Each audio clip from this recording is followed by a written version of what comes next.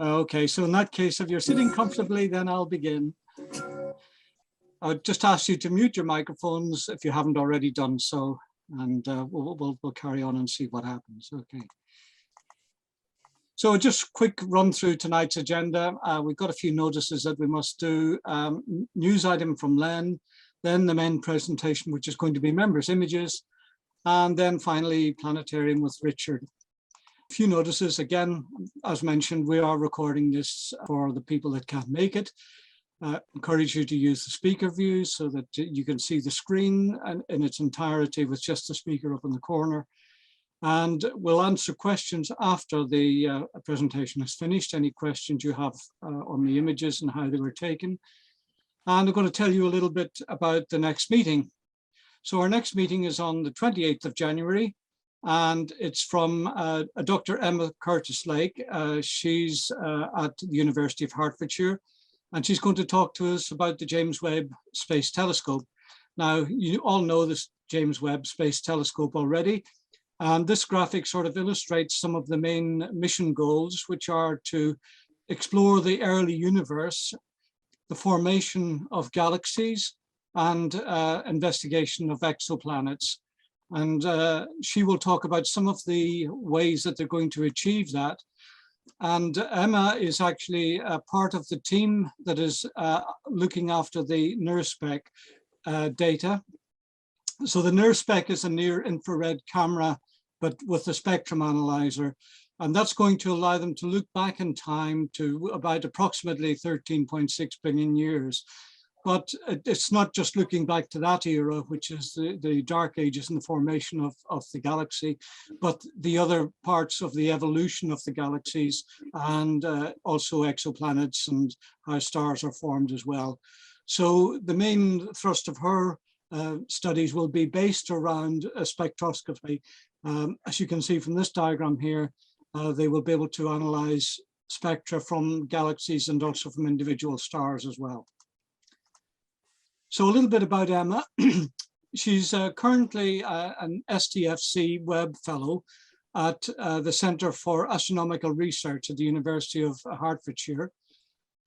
Prior to that, she was a postdoctorate research assistant at KICC at Cambridge. KICC is the Capella Institute of Cosmology, Cambridge, an institute designed by some of the fellows at Cambridge to support doctorates on bursaries and so on. And this guy, Fred Kever, founded that, and he supports many universities all over the world, but Cambridge is one of the ones that he supported, particularly in astrophysics and so on. Prior to that, then, she did a postdoctorate research at the Institute of Astronomy in Paris, and prior to that, it was in the Institute for Astronomy in Edinburgh. So she's been around, and obviously a great thing with someone like that is they make lots of contacts as they go along.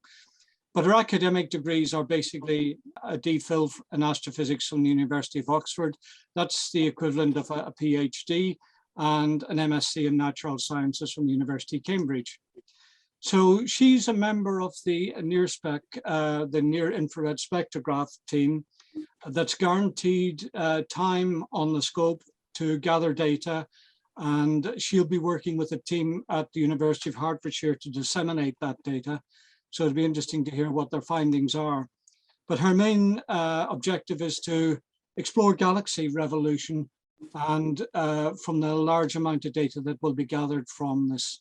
So it should be an interesting talk. We are hoping that this will be an in-person talk rather than a Zoom talk. That the Zoom talk will be plan B if the conditions still continue. Len, if you can open your microphone, then I'll take up your first slide, which is about the DART asteroid mission. Yes, okay. Can everyone hear me? Yeah. Okay.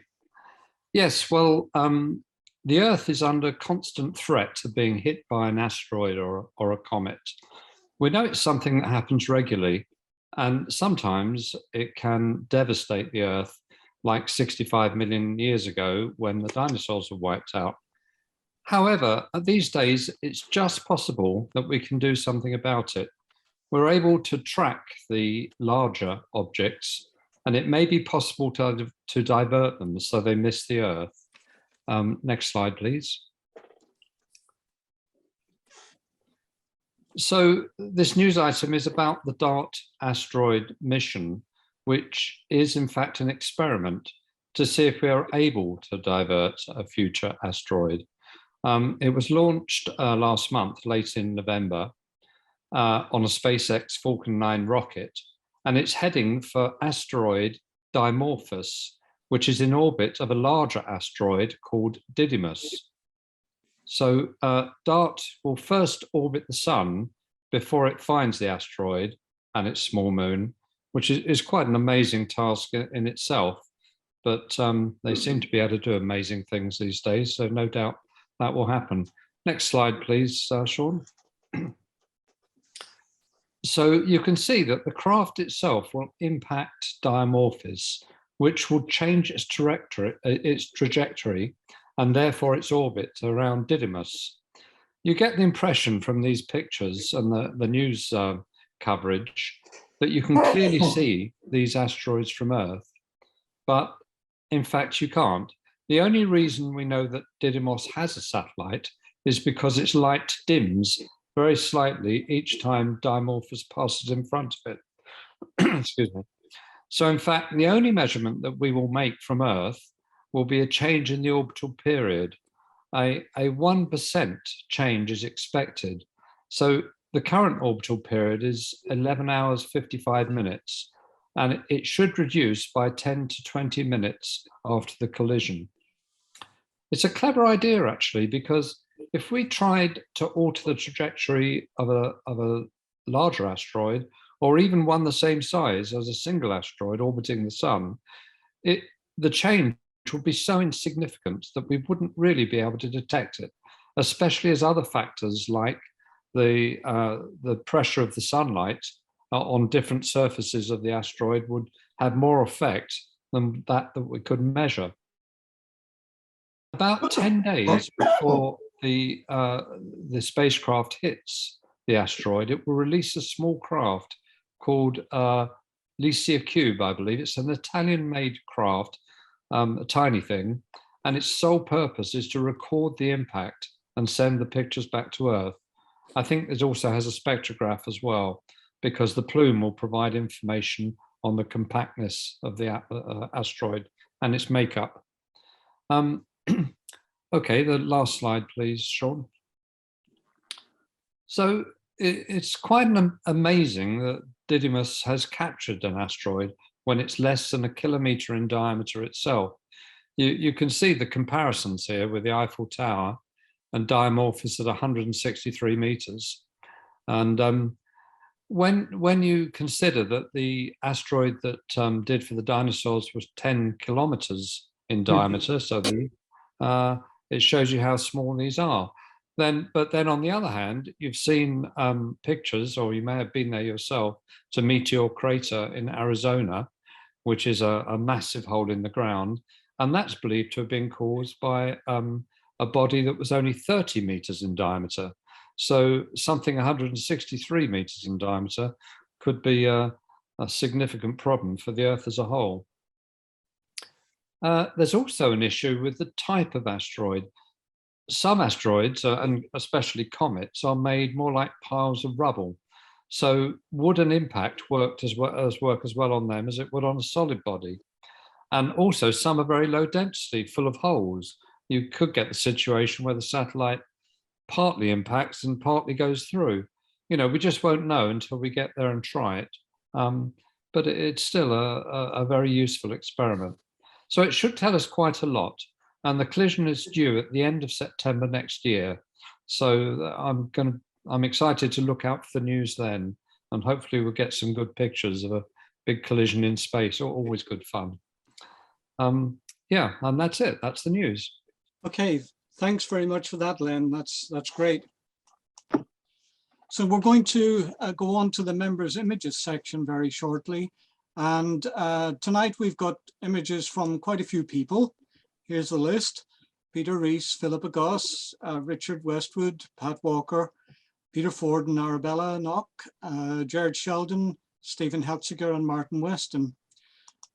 But first, Jane Archer wasn't able to make the meeting tonight. And this is the cake that she made that we would have had we been to the RMS. So she's really teased me with this because she knows I like Christmas cake. So thanks to Jane for that. And maybe we'll have a chance to have a bit of it later on. I don't know. I'm going to show you a few images first before we get on to the main images. And there was a partial solar eclipse on the 10th of June this year. So we set up in Castleberry Park in conjunction with Andrew Lalchan, the photographer that we team up with for the astrophotography, just to see if we could see anything. It was a very overcast day. It wasn't particularly good, but we decided to give it a go anyway. And we did get some images from that, and you can see one of them there that Andrew took. The next images that I'm going to show you are Aurora images, and I'm not going to tell you very much about them just yet, but you can see the plow there in that one. Here's another one, very nice displays going on here. And they're a little bit grainy. And there you can see the Pleiades in that one. And yeah, here's the Pleiades again, another wisp, and it's quite an interesting photograph. I didn't take these photographs, by the way. And here's a clue as to where they were taken. This isn't a UFO on the left-hand side. You can get a better idea of what's happening here. It was taken out of an aircraft window. And one of our friends is a pilot. He frequently flies across to the US. And on one particular evening, which was the evening of the high activity on the Aurora, he managed with some of his colleagues to take some images. And I thought they were quite interesting to see that perspective. So I just thought I'd just share those with you to show you what it's like if you're an aircraft captain that flies over and back from the US. They quite often see Aurora, but this particular session was very good. Okay, well, enough of that. So I'm going to move on now. So next, I'll go for Peter Reese. So Peter, if you could unmute your microphone, I'll bring up your first slide. I've just got two images here from your last presentation showing your setup. I don't know if you want to talk about these, or shall we just move on to the images? You can talk if you want. Yeah, this is my AstroTrack. I basically haven't used it for a long time, but yeah, and that's tethered to my laptop as well. So next slide. And this is basically what I'm using now, or was using until very recently, my EQ6 with the Altair f5.6 triplet refractor, and then auto guiding with a 400 millimeter camera lens and a QH5 auto guider. Also got it's also got a Attic 314L camera and an Attic filter wheel. Okay, next slide. So this was taken on the 21st of September, Jupiter and Io. I took this with my 6-inch Schmidt-Cassegrain telescope, which is an f10. It's a focal length of 1500 millimeters, and it's a 2-minute video. So there's a few thousand images there, and it's stacked in Registacks. Shows the banding quite nicely there. So next slide, please. So I was on holiday in October in South Wales, and this is Buryport Harbour. I took this with my Canon 70D SLR camera with a 15 to 85 millimeter lens set at 17 millimeters. This was a 30-second exposure at f8, ISO 200. So you can see Orion rising over the harbour, and this was taken around 8 o'clock in the morning. and it was still dark at that time of year. Next slide, please. Right, this is a more up-to-date image. This was taken on the 2nd of November. And this is my first successful image using the Astroberry. So I've got the same setup with the same camera and telescope, but it plugs into a Raspberry Pi instead of going into a laptop. And then I can control it from inside on the network, so I can control it inside the house. I've got everything to work apart from the auto guiding, but I've just bought a new camera which I think I can plug into the finder. But anyway, the focus is much better now because the software allows you to autofocus. So this was 60 seconds exposures on the luminance 6 times with 40 seconds at RGB.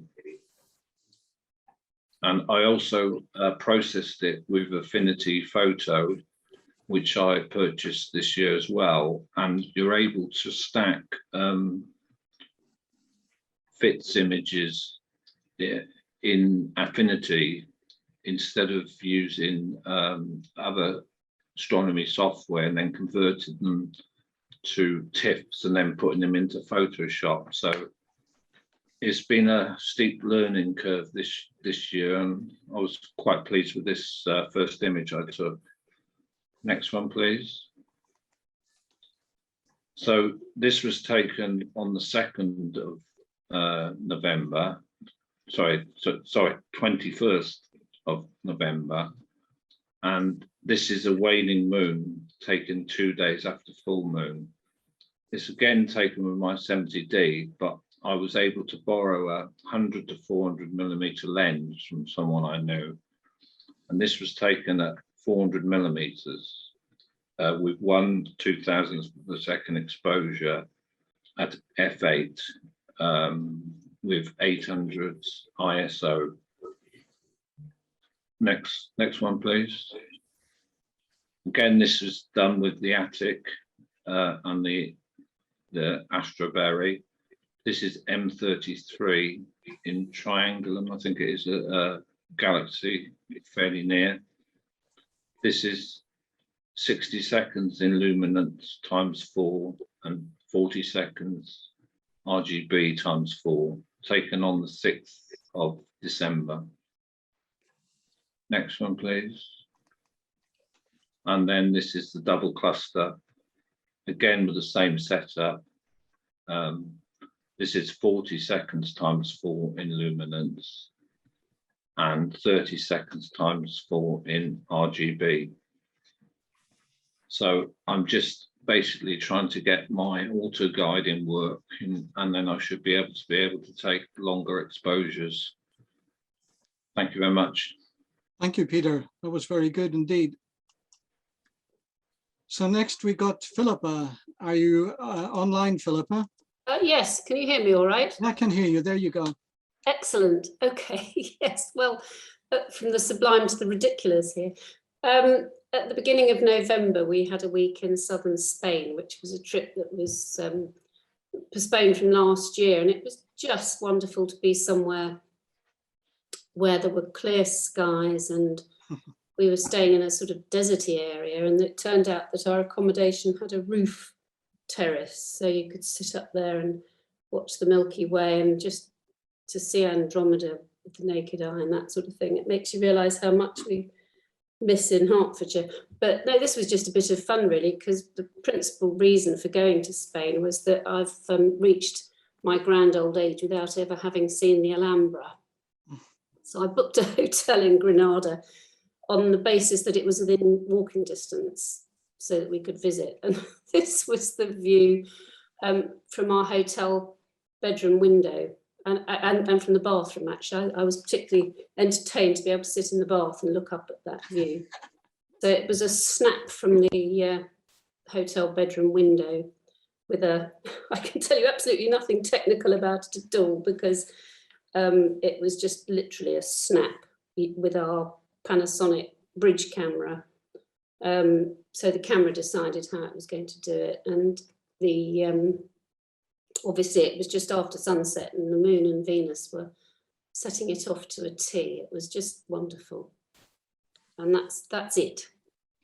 Very good. It's a very well composed picture, actually. It's very nice, very pleasing, and it has an astronomical bearing as well, as you can see. That looks like Jupiter, I think, and the moon. That was Venus, I think. Venus, yeah. That week we could, because we was further south, you know, you get everything higher up in the sky, which makes it easier, doesn't it? We had this wonderful parade of Venus and Saturn and Jupiter that week, you know, and the crescent moon. It was fantastic. Loved it. Anyway. Excellent. Very nice. Thank you very much for that. So Richard Westwood next. Okay, now this probably doesn't look a very prepossessing image, but I've included it here because we weren't just hamming it on that TV snippet in the news, on the ITN news. In actual fact, it was quite a good night. After taking numerous shots of the region under the plough and not seeing any sign of an aurora, which is a bit tricky anyway, because that's where the camera lights were. So we got an aurora from them. But I started looking to the west, to the south, and I started taking a few pictures. And this is the one that is in the early part of the video where I see there's the Milky Way, and you could actually see it. And this is the image that I took. I suppose it's not really that good an image. I mean, as far as they go. But one of the things it does show you is how good the lenses and how good modern cameras are, because I can quite clearly see that the star halfway up that's very bright is actually Vega, and if you look a bit further to the left, you can see there's the parallelogram of the lyre, which is made up by the stars Delta, Gamma, and Epsilon. Not Epsilon, Delta, Gamma, Zeta, etc. You can see one of them is actually got a little star next to it, and that is the star Delta. It's over. It's actually thanks for that, Sean. It's actually over to the right of the picture. If you can, that's it. That's the one. That's actually Delta. Now that has got a slight sort of colour hint, as you can see.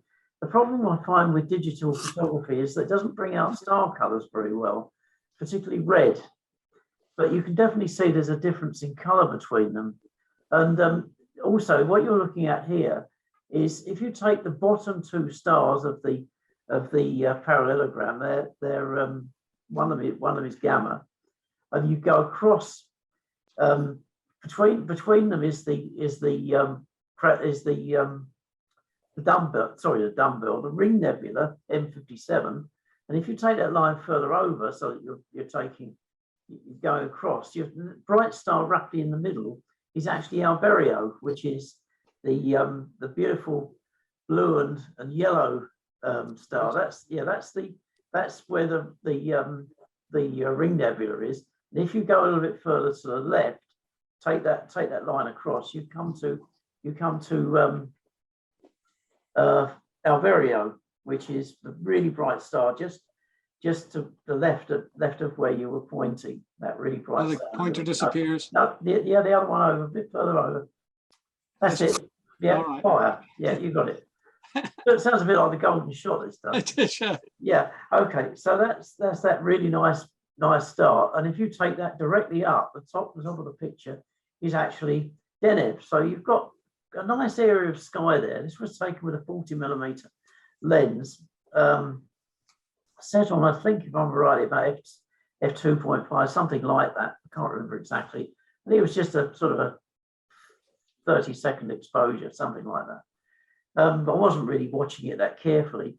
But it just goes to show you that in an event where we didn't have really anything to look at to start with, and we were slightly waffling, we actually did come away with something that was usable, and we really were observing. It wasn't just a hand up session.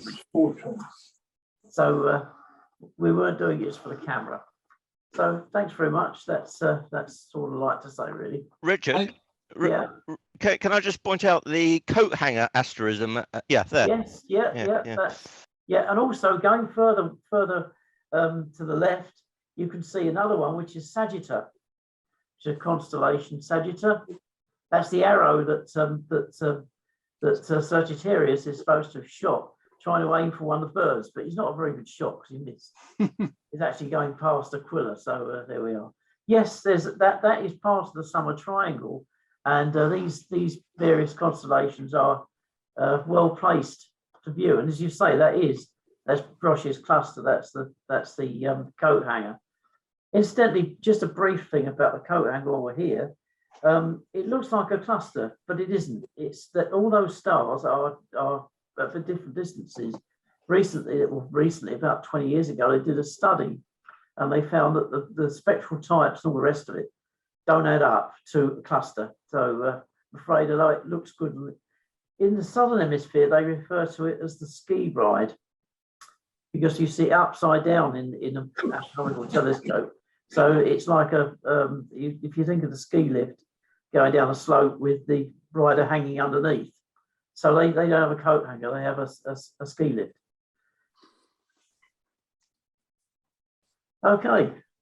Thanks, Richard, for that. Yeah, very interesting photograph. And up next is Pat Walker. Are you there, Pat?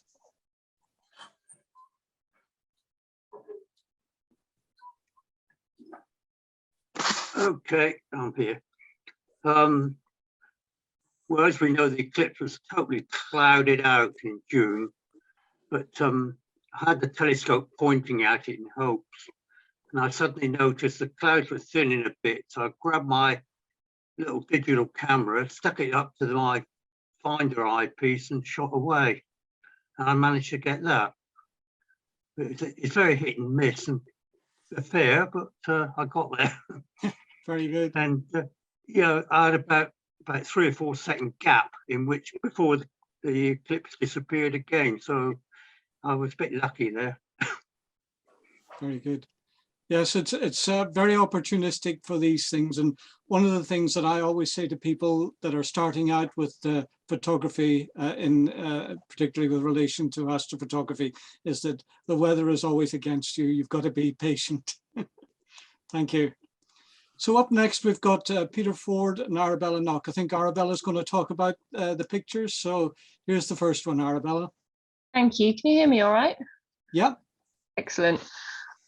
So we've got a few of the moon. I should start off by saying that we basically are quite beginner when it comes to astrophotography. We haven't really done an awful lot. So these represent the best of our work, and we're very proud of them.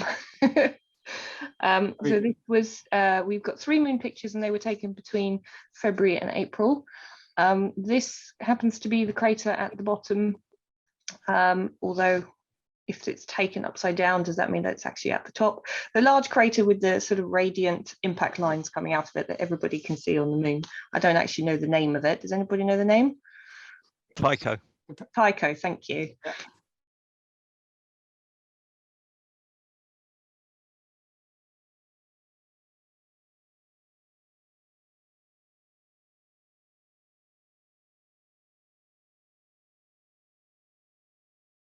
Which we actually picked up at the Bring and Buy a few years ago. Bought it off Martin, actually.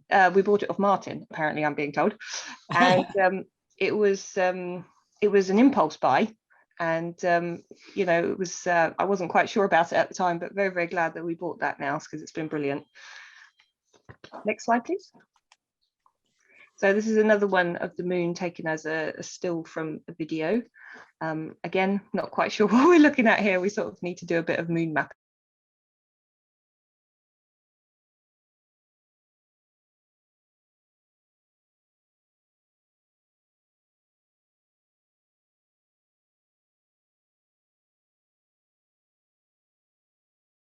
Alpine Valley just underneath it there. That's the Alpine Valley there. And the curved bay up at the top is the Bay of Rainbows, a Sinus Iridium. Okay. Yeah. Beautiful. Yeah, it is, isn't it? And this crater here, the crater to the right of Copernicus, and there's got a string of mountains that go off into the distance. Yeah. You see where I mean? Down at the bottom. I think so. Yeah. Yeah, down. That's it. That is Eratosthenes, and that's the Apennines, and that is where Apollo 15 landed. It landed just on the bottom edge in a rill called Hadley Rill, and so it was quite a spectacular place. And that was the first one that actually landed where there were mountains. So yeah, there's quite a few good sites in there. That is a good picture. That is a very good picture. Thank you. Great. Next slide, please. Okay, so this is Jupiter. Again, this is a video still, and we have done some processing on this in AutoStackit. So the video was taken with SharpCap, and the processing was done in AutoStackit. I can't say an awful lot about that because that was my other half, and that was done in September. So we're really pleased with that because you can see banding, you can see color. I think maybe you can see the moon. I can see maybe one moon, or is that dirt on my screen? You can, but they're very, very faint. Yes, faint. I can see a moon. It's not dirt. I'm just checking. That's actually a very good image, and actually thanks for taking that one, because I've been using a new short focus telescope, and I've been puzzled about the images, the views that I'm getting, and that approximates to the sort of thing I'm seeing. So the great red spot I haven't seen must be very faint. And that is a very good record of what it's looked like. So and yeah, the two satellites, yeah, that's how they appear, because you've got quite a lot of brightness coming from Jupiter. So you need a short exposure for that, and yeah, that's how they come out. But yeah, that's a complete. That really is nice. Thank you. Well, we're really pleased with it. It was one of the first ones we managed to get of Jupiter where you could actually see detail. So next slide, please. Oh, okay. So another one of the moons, this one a bit more full, and you can see, I'm going to say Tycho at the bottom there. I think that's right. Yeah. And top left is one that I've forgotten the name of already. You just told me before. Plato. Thank you. That is right. Plato, right? The other one was a bit rotated, I think. Yeah. So this is sort of in a different orientation, but we really like the contrast to this one in terms of the color and the detail sort of on the bottom right. And yeah, really like that one. We should put that one up on the wall. Next one, please. So finally, oh no, not finally, we've got one more after this, sorry. We've got Saturn, and again, this was taken with a video, and this was a very, very zoomed in still. We really like it because you can see the detail of the rings a lot, and you can almost see the Cassini gap, but I'm not quite sure on that one. I might just be making things up in my mind, but yeah, we were really, really pleased with that. And I think it was one of the first ones we got with the new camera that really showed what it could do. So yeah, really like that. Actually, that is very good, because that's what Saturn has looked like. Because it's really quite low, so you haven't been able to see the Cassini division very well. And that what you captured is the shadow of the ball on the rings, and also the shadow of the rings on the ball. It's just hinted. If you look at the inner edge of the rings where it crosses the planet, you can see a dark line. And you've also got the belt that you can see. So that's good. Thank you, Richard. We really do like that one. That was really nice to hear the extra details about it. We'll have to keep trying. That was in September. And then our final one is the Ring Nebula. So all of the others were taken from the backyard here in Watford. And this one was actually taken in what is essentially a dark sky site in North Wales. We were there for sort of a general holiday, but they do have some really nice skies. So we compared this one to an image from the Hubble telescope, and we were really pleased with the amount of detail you can actually see, and the colours, and also the centre of it as well, where you've got the neutron star? It's I think it's a white dwarf. A white dwarf, sorry, in the centre there. So yeah, we were extremely pleased with that one.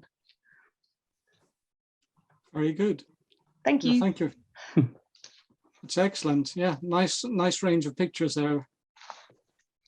Thanks very much. Thanks, Sean. So we've got Jared Sheldon up next, and hopefully, Jared, you're ready to talk about your images. Okay, good evening, everyone. So I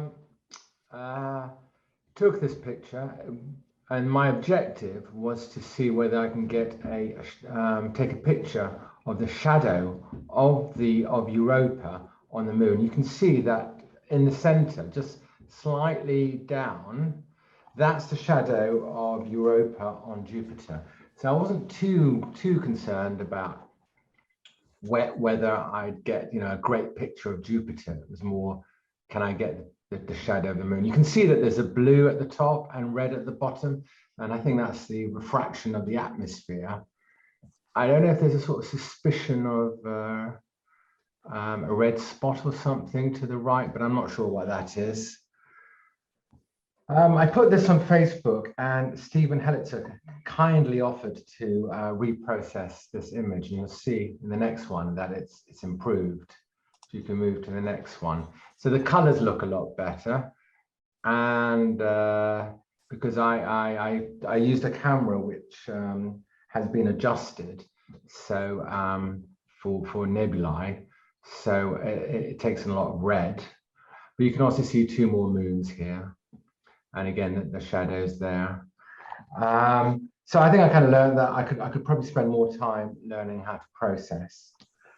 My next three photos are really of the King's Langley sundial. And I think some of you may have seen it before, but I just thought it'd be nice to show again. It is a scientific instrument. I had the idea of it, and I spoke to the local council, and they got very enthusiastic, and they decided to support this project. And I got David Brown, who actually builds lots of sundials, from the British Sundial Society. And you can see a number of members there who attended the inauguration event. We move to the next one, please.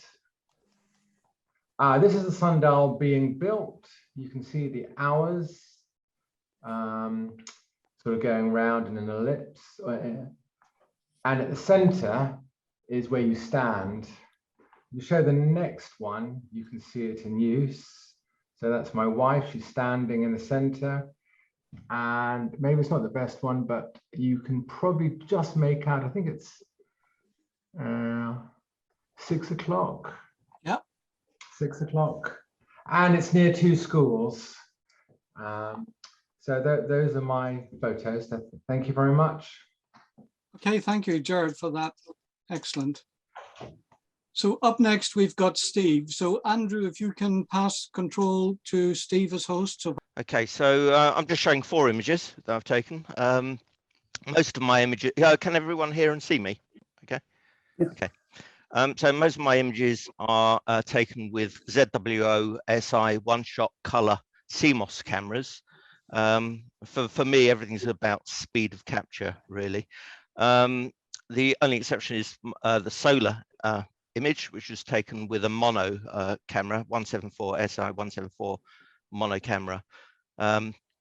I've got some information about the objects. I mean, I don't know whether that's interesting or not, but basically my first picture is the sun. So I took that in June this year with my Lunt 80mm hydrogen alpha telescope. The thing about this telescope is that it only captures one object in the universe, and that's our sun. It filters all wavelengths of light apart from hydrogen alpha, and it 0.7 angstroms, where most of the surface and prominence details can be seen. Capturing the sun is a very similar process to planetary capture, high frame rate video in mono, which is stacked and then recolored, and then combined. Then I tend to combine multiple panes, so that's 4 panes to form a single image.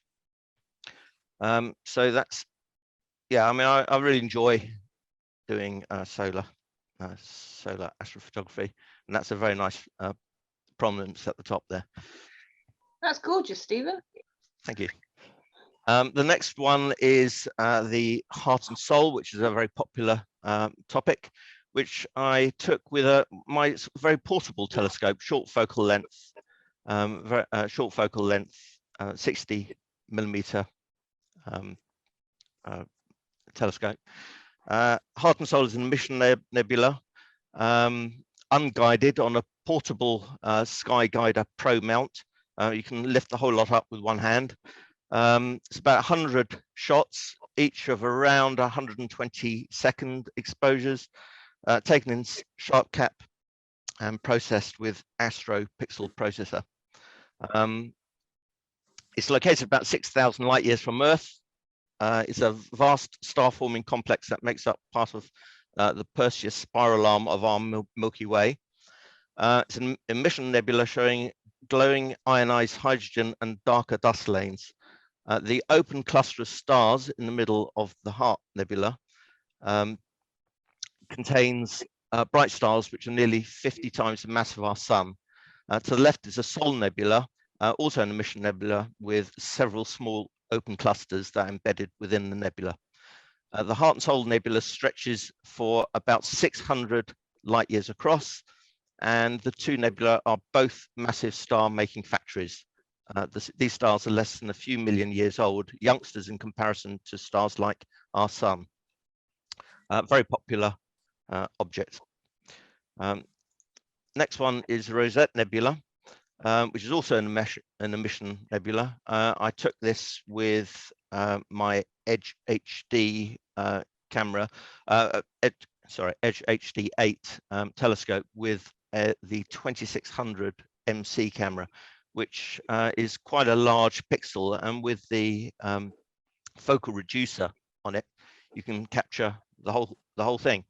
Again, one-shot color camera, 2600 camera. It's astrophotographer's favorite. You'll see that taken everywhere. And the key thing about taking this picture is getting the detail in the dust lanes and the the various structures. Finally, my last picture is this is the M33 Triangulum Galaxy. I took this a couple of months ago. We went to Weybourne in Suffolk, dark sky site. We were there for a week. I was there with Martin, and we only had actually 2 nights which were worth doing anything with. But still, the fast CMOS camera allowed me to take a large number of fairly short exposures, around 45 seconds in length. And again, it picks up the colors quite nicely. You can see the hydrogen alpha star forming regions of the galaxy. Yeah, so I mean, that's it really. That's my lot. Stephen, can I ask a question? Yes. I was just wondering what processing you did on the Rosette Nebula and whether or not that was a stitched image or one picture. So yeah, it's just one picture. Basically, it's the workflow is the same every time. So I capture it in sharp cap. The more the better. I then process in APP, Astro Pixel processor. I used to use Deep Sky Stacker. APP is vastly superior, and it stacks a lot better. And then after that, there's quite a lot of fiddling about, actually. I mean, I sort of create false layers and to try and emulate a narrow band effect. It's a bit of a cheat, really, but my objective really is to get a nice picture. There's a final sort of little, well, it's not really a cheat, it's something that a lot of astrophotographers use, called Topaz denoise, which is a very, very useful piece of software. If there's any noise in the image, in fact, I used it for Gerard's picture of Jupiter. It's very effective at removing noise without destroying the detail. Oh, okay. But there's various processes which I use. We did wonder what you did with the Jupiter picture, actually. We were going to ask about that. And also, Well, just one more yeah. question. Yes, yes. You mentioned a 2600 camera. What was the name of that, please? So that's a ZWO ASI 2600 MC. Prior to that, I used the 294 camera, the SI 294 camera, which is also, it's a fantastic camera. The problem with the 2600 is it's twice the price. Yeah. But you've got twice the panel. But you know, if you want a really good deep sky camera, and you know you don't mind spending around £1,000, the 294 MC is a fantastic camera. Brilliant. Thank you very much. Stunning images. Stunning. Thank you very much. Okay, so I think Martin is up next. So if you want to ask Martin to take control. So can everybody see that? Yep. Oh, wow. Yeah. Okay, right. I've probably gone a bit mad with these images. Yeah, I've got rather a lot. So if it gets a bit boring, just tell me and I'll stop. I mean, me and Steve do a lot of stuff together. We do it slightly differently. So he uses fast CMOS cameras. I'm a bit old school. I tend to use an old CCD camera. The difference is I take quite long exposures. But Steve helped me actually process this, so I'm grateful to him on this. His processing skills are really superb. This particular image you might recognize is the Cygnus wall, which is a part of the North American nebula. But what I've actually cheated, I've taken all the stars out, which you might have noticed there's no stars there whatsoever. That was just to try and bring some of the detail out. But interestingly, this area here, I don't know if you can see my mouse pointing over this W section here, is a star forming area.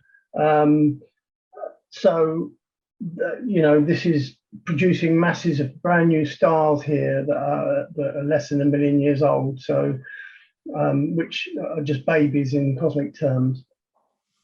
So a little bit about that. Cygnus Wall is an emission nebula, distinctive outline, part of the North American Nebula. It spans about 20 light years across. That image I did take at the beginning of this year, but I've only just done this processing, so I've got this sort of first. So the imaging, I do all my imaging mainly with my CCD camera, which is a QSI 660, and I use narrowband filters.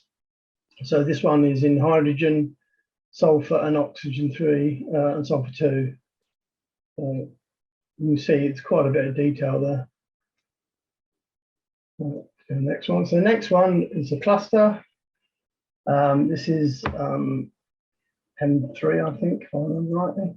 Yeah, this is M3, Messier 3, which is a globular cluster in the northern constellation of Canis Venectii. I can never pronounce that properly. I'm sure someone will correct me. So it was discovered on the 3rd of May, 1764. It was the first object that Charles Messier discovered. And I just very rarely do clusters. I just use an ordinary camera for this, an ordinary CMOS camera, and just decided to take an image. I'm quite pleased with the colouring in it. So I'll move on. The next image is when me and Steve were at Norfolk for our dark skies imaging session. This was a picture I took of the Milky Way just to prove how wonderful Norfolk is. So this was just taken on a tripod. I had massive problems with my setup when we were there. I just about gave up really. But I just put my tripod out and I put my Nikon DSLR on there with my wide angle lens on there. I did a whole load of images and processed it, and I'm quite pleased with those results. As you can see, Andromeda there. You can see all the colours in there, and just shows you dark skies, what a difference it makes. I could never get anything from my backyard in Hampstead like that. Very pleased with that. So this one here is a bit fuzzy, but there's quite a lot of detail on the nebula. You may recognise this. It's a part of the Cygnus loop, which is a supernova remnant. This is the western veil section of it, or sometimes known as the Witch's Broom Nebula. It's it was a part of a supernova that occurred about 10,000 years ago. And its counterpart, the Eastern Veil Nebula, is NGC 6992. And I haven't put any pictures of the whole. I mean, Steve's got some quite good images of the whole structure, which would look quite good. But it is quite you need quite a wide field telescope to get the whole thing in, because it's quite big. So again, that was taken in the summer, I think. So the problem with a lot of my images now, I haven't got very much done in the winter at all. It's the weather's been against me. So a lot of the stuff I've taken in the summer, and obviously you get very limited light. The problem with CMOS cameras is I need to do really long exposures to bring this stuff out. And most of my exposures are at least 10 minutes each on each filter. So this one here is the Dumbbell Nebula. So this is a Planetary Nebula. I'm sure I've explained to you what Planetary Nebulas are. They're suns like our sun that reach the end of their lives, and when they expand to become red giants, they then contract to become white dwarfs. And then all the material that the star has produced in its fusion over the years is left as a shell. So you mainly see hydrogen. The blue is oxygen, the reddy orange color is hydrogen, and there's a bit of sulfur in there in the greeny color as well. So it gives you an idea of what sort of material is being expelled. Next one is the Bubble Nebula. This again is another planetary nebula. It's 7 light years across, and 1.5 times the distance from our sun, our nearest star, Alpha Centauri. So, you know, it's fairly local to us. It's not a particularly bright nebula, but it's in Cassiope, and it's one that's photographed an awful lot by astrophotographers. Now, my colours don't always agree with what other people do, because I tend to use the Hubble palette for everything I do. And the only reason I use the Hubble palette is because it allows me to bring out a lot more information within, which is really why Hubble started to use that particular palette, especially the hydrogen and so forth, to use. Yeah, we can allocate different colors to different filters. So sometimes I use Hubble palette. It depends what material's in there. If it's much oxygen, much sulfur, or anything else, then I'll use the appropriate palette to suit that. This next one is the Crescent Nebula, which is in Cygnus. I'm particularly interested in this particular object because I have an interest in Wolf-Rayet stars. And at the center of this particular nebula is a Wolf-Rayet star here. Now, this nebula is not caused by a star exploding or at the end of a star's life. It's purely because these Wolf-Rayet stars have a very short life, but they burn hot and they burn bright, and they actually expel the material. This material has all come from this star, and it's still alive. It's still in its life. So it's quite an interesting subject. Now, this particular one, I've not used the Hubble palette because there is only really 2 materials in this, mainly sulfur and oxygen and hydrogen. So you don't get very much color. But I've done another image. This one I have done in Hubble palette, and also use a slightly smaller telescope to get more of the information in. So so again, it's 25 light years across in the constellation of Cygnus, and it's about 5,000 light years away. I'm not trying to spend too long on any of these because there's quite a bit here. These are all images that I've taken this year. So this one it's quite a small little planetary nebula. I just thought I'd have a play, see if I could get some of these smaller nebulas. It's NGC 7008. Planetary Nebula, and it's about 2,800 light years away.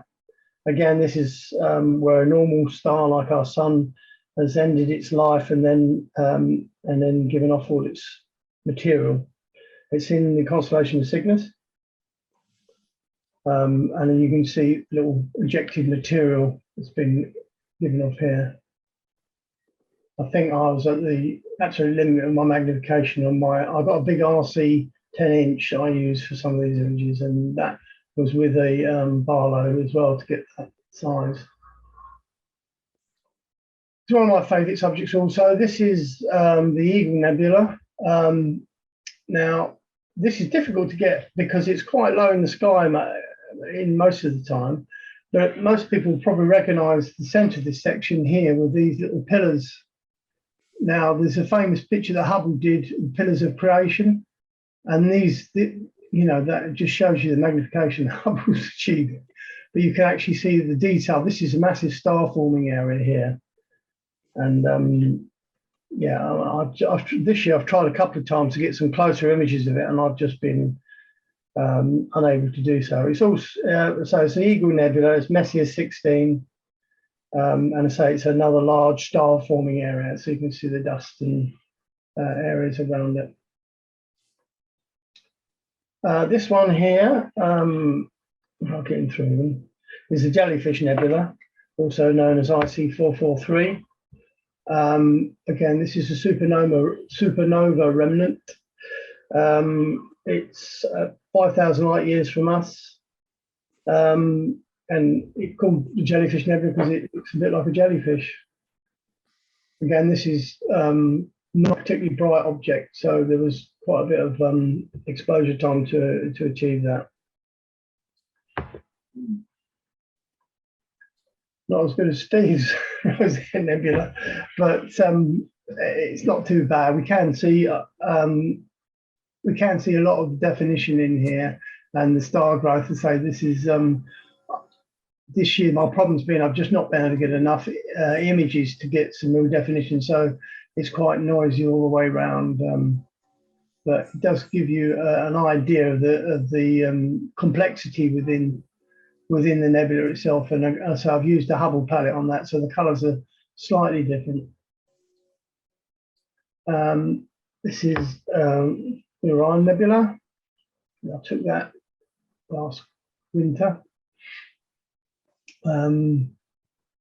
Always a problem with this particular nebula is that these three stars in the centre here are so bright they tend to wash everything out, so it's quite a bit of messing about to try and tone them down to bring out some of the detail. Again, it's quite noisy, insufficient data to really to bring that out. So the next one is a Horsehead Nebula. Again, it looks a bit strange because I've used the Hubble palette to bring this cloud out and to bring some of the definition. Normally when you see this is very red. Horsehead Nebula again is another star forming area in Orion, in the Orion constellation. So yeah, there is a lot of star formation going on there. This one I actually took. Next one I actually took with a normal CMOS camera, which is why you can see the more reddy colours in it. But it does give you an idea of the amount of data all around here, the streamers and so forth, all going on the side here. I'll just chuck that on. I don't often use CMOS cameras, but sometimes I use it to find my targets. I use the camera to help me find my targets when I'm on a higher magnification. So the next one is the Thor's Helmet Nebula. Again, this is another difficult object to get because it's quite low. It's another emission nebula, designated NGC 2359. It's 30 light years away, and it's just nearly 12 light years from Earth. Sorry, it's 30 light years in size, and it's about 12,000 light years from Earth. Named Thor's helmet because it, with these wings at the top here, looks like, I mean, it's upside down, it looks like Thor's helmet. But then again, there's another Wolf-Rayet star at the center of this, which is another interest of mine, the Wolf-Rayet star. So the star is actually expelling its material out and creating these nebula. It's a Helix Nebula, which I took some time ago, but I reprocessed the image just to try and bring out a bit more detail, which I have a bit, but technically I didn't take that last year. It was taken the year before. The next image is the California Nebula, so called because it looks like California, a map of California. Again, I've used what we call false color or the Hubble palette to bring out some of the definition within this nebula. It's about 1,500 light years. Well, it's in the Milky Way Orion's arm, but it's about 1,500 light years away. NGC 1499 classic emission nebula, and the length of that is 100 light years. The next one was one that Steve showed earlier, which is the Heart Nebula. Again, I've done this in the Hubble palette, but massive star formation. You can see that we're looking in the center of the Milky Way because there's just so many stars around this area, areas of star formation. The last one I'm sure you can all recognize is Messiers 1 or Crab Nebula. So it's a supernova remnant with a pulsar at the center of the nebula. It's in the constellation of Taurus, so it's just quite in a good position if we get any clear nights to have a look at. You can actually see it through a pair of binoculars. It just appears as a misty blob, but it is visible. The name Crab Nebula comes from the first person who discovered it, William Barnes, 3rd Earl of Ross, who observed the object in 1840 using his 36-inch telescope. And he produced a drawing, and it looked somewhat like a crab, so it inherited the name of Crab Nebula. And so this is corresponding to a bright supernova recorded by Chinese astronomers in 1054.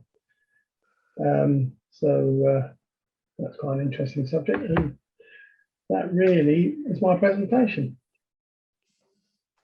Great, thank you very much, Martin. Yeah, I think that is the end of the images. Is that correct? I think it is, yeah. So thank you all for your contributions. That's the end of the presentation of images. So thank you very much to all those who contributed. It's been a great variety of images from one end of the spectrum to the other. And I don't know if anybody has any questions for any of the people that presented images tonight. Now's a good time to unmute your microphone and tell us what your question is, if you have any. No? Great. Okay, so next we'll move on to Richard, who's now going to give us a tour of the upcoming night sky on Stellarium. So Andrew, if you wouldn't mind giving control to Richard so that he can take the Stellarium. By the way, I've nearly finished my wine. I've eaten all the chocolates and I've demolished the biscuits. That's why I turned my camera off. That was crafty. Brilliant. Okay, Richard, you're the host now. Thank you very much. All right. Then we will begin. Well, good evening, everybody. This is the current situation of the evening sky as we see it at the moment. But going back a week or so, I don't know if anybody was looking out last Friday, because there was a really very nice presentation of the planets and the moon. There's a first quarter moon. There was also Jupiter, Saturn, and then very, very close to the horizon, Venus. I managed to have a look at them all with my scope, which was an interesting thing to do. Thank you. Which was an interesting thing to do. Not that the seeing was very good, and I can't say that the images were anything brilliant. Certainly Venus wasn't, which was practically brushing the trees. Oh. So you can see a rather thick crescent shape. You know, man. So there we are. Yeah. So very, very briefly, pointing out a few things. At the moment, we've got the square of Pegasus and Andromeda dipping down towards the west because it's late evening. We've got a very bright moon, which is in Taurus at the moment. There's the Pleiades. And coming up here, we have Orion. Now, what we're going to do, we're going to swing a little bit round and look to the east. And I'm going to go out a little bit because I want to bring it up a little bit. Can everybody see all right? That's the main thing. Now, the constellation of, sorry? Yeah, that's good. We can see everything. Yeah. Okay, that's really good. So this is obviously Orion. Now, I spoke about Orion last month, and we talked about the little constellation of Lepus, which is underneath his feet. And of course, Sirius is down here. So that's his dog. There's a hare there. There's a dog there. There's another dog there. That's Procyon, his other dog. Got to have two. So this area of sky that we see from the between Procyon, Sirius, and Betelgeuse is the constellation of Monoceros. The unicorn. You don't want to just don't call it a unicorn. It's easier. At least we know what it is. There's a lot of objects in there, but they're mostly faint and they're not that easy to see. For instance, located about here is M50, which is not a particularly nice, bright cluster, but it's interesting to see. And there is perched about here, a rather interesting cluster, which if you look it up, there's this NGC cluster, and it's called a Christmas tree cluster. The reason it's called that is because it looks like a Christmas tree, or it does if you live in Australia or New Zealand. But fortunately, we use telescopes which actually turn the image upside down, so it does look like a Christmas tree. Well worth looking up for. I'm not going to go into much detail with it. If you want to have a look, it's marked in most atlases, including the one that I tend to use. I've gone off of the idea of using big atlases, so I use the Sky Telescope Pocket Atlas, which is really good, and it's got nearly every object you could think of, unless you really want something very, very esoteric. There's most things there that you're going to look at. So the constellation I want to pick on at the moment is actually Gemini. So this is Gemini, this box shape here, and Gemini. Let's just give you let's have a look at the constellation figure. So there's Gemini. Now, it's funny, but that diagram makes it look like two people, doesn't it? Which doesn't really come apparent when you look at the stars themselves.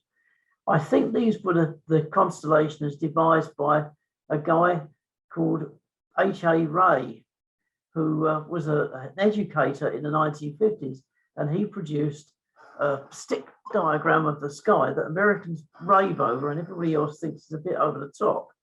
But certainly, you can see that it does look like two figures. Top one here is actually Castor, and he was supposed to be a charioteer, very good with horses.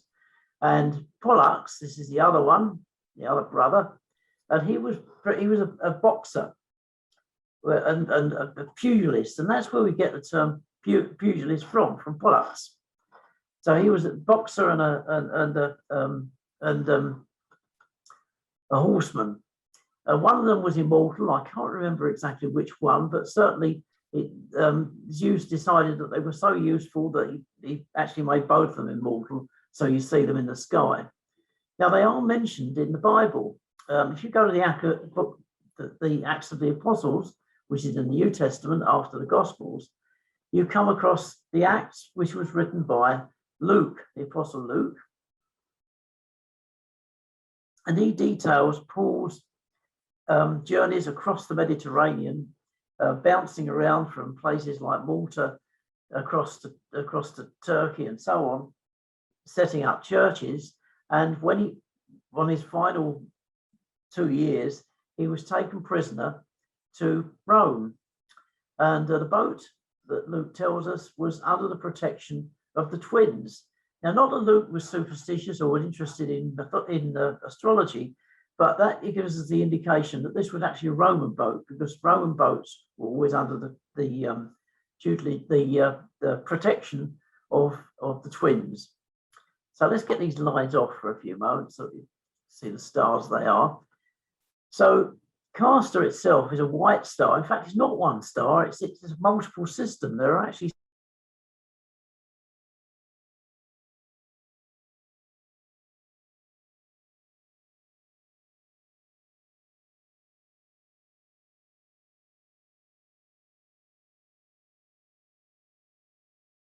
century, we went through the the closing up of the two stars. And certainly when I started observing in 1968, they were really close. In fact, so close that I couldn't actually separate them. And over the years, it's got steadily easier until now, even it needs a moderate power on a small telescope, but you can see them reasonably easy. It gives you an idea that it's the only sign of movement you can see in the stellar heavens. You can't see anything else, nothing else moves that's obvious, but with double stars they do. So that's the thing that's interesting. Of the other stars in the system, the only one that can be made out by amateur telescopes is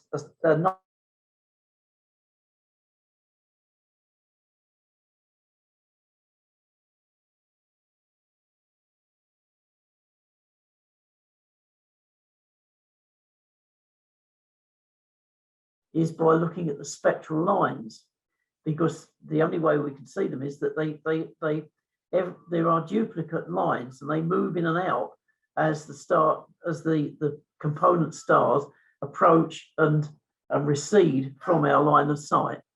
So that when you see spectroscopic binary, it doesn't mean there's something really strange about it. It means that we can't resolve it through a telescope. It's too close or too far away. Pollux, on the other hand, is actually an orange star, very, very attractive colour. And the two of them in a small telescope, actually with a pair of binoculars, they're quite distinctive, and you can tell them quite clearly, tell the difference. Now, this box shape has a star that sticks off to the west here. That star is Iota. Now, that is very, very close to where the summer solstice lies, or the sun when it is there, it's at its highest point in the heavens. So if you can imagine in the summer, the height of Gemini in the winter, that is where the sun will be next summer. And similarly, as far as we're concerned, it means that at the moment, because the sun is exactly opposite, we're coming up for the shortest day in the year, which is usually, I'm not sure which it is, what is this year. It's usually the 20th, 21st. Also, that star and that one are a guide to an object here, which is M35. M35 is a beautiful open cluster. The stars are in a spiral sort of formation. It looks like a sort of a Catherine wheel. In fact, somebody did actually, one of the early observers commented that it reminded him of a firework. There's certainly, it's a very good cluster to look at. See it in binoculars as a misty glow. A telescope will resolve most of it pretty well. Also, there's a cluster within a cluster here, because located in it, or on the outskirts of it, is an NGC cluster, which is twice that distance. I can't remember the exact distance of M35, but certainly it's a fair way away. And the other cluster is even further, and that's NGC 2158. I used to be able to see it with my 8.25-inch telescope, but I haven't. The last few times I've looked, which was a couple of years ago, I was beginning to lose it, so it probably isn't visible now.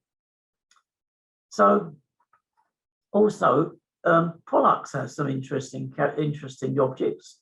Located here is the Eskimo Nebula, which is an NGC object. It's NGC 2392, and it's Actually, they're changing the name. I'm not sure if it's an IAU regulation, but they're looking at some of the constellation names to see if they could cause offence.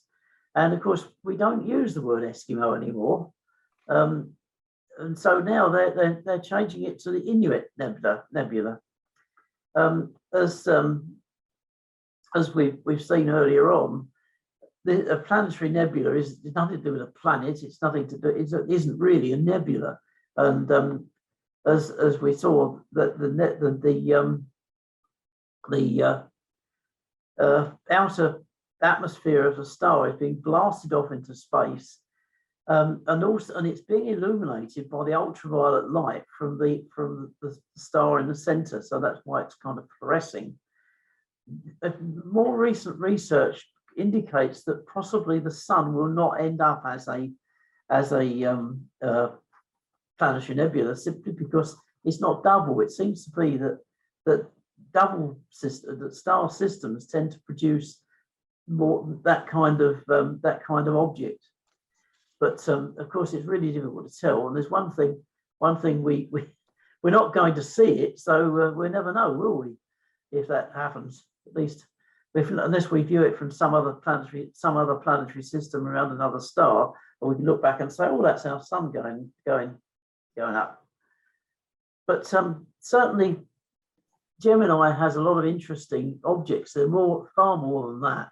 But that's just a brief look at a constellation which sometimes tends to get a bit neglected and lost in the glory of Orion, because there's a lot of objects in Orion that double stars and other objects of interest. So if we move down a little bit, include Capella. This is Capella. Now this is the star that I mentioned last month. It's actually overhead in the winter months and shares that position in the summer with Vega. And this is the kids on the side here, this little group of stars. And of course, this is Auriga itself. There's supposed to be a charioteer, but in mythology, he was supposed to have a limp, and he does look a bit lopsided, I have to say. But he's also apparently carrying two goats. And that's what these objects are, and why they're called the kids. I've no idea why that is the case. Mythology is a subject all to its own. It's very interesting, but tying it up with the sky is sometimes a rather frustrating prospect. So what can we look at during the winter months? We've certainly got a lot of starlit time to use, providing it's clear. I'm hoping to get some reasonable nights in January. Whether we will or not is another thing. The only thing I do know, and it's a bit of a consolation, is that it's about the one thing that you can do with the COVID situation with not upsetting anyone, because if you do it on your own, you can't infect anyone. So that's a good reason for going out and having a look, and maybe getting a breath of fresh air as well.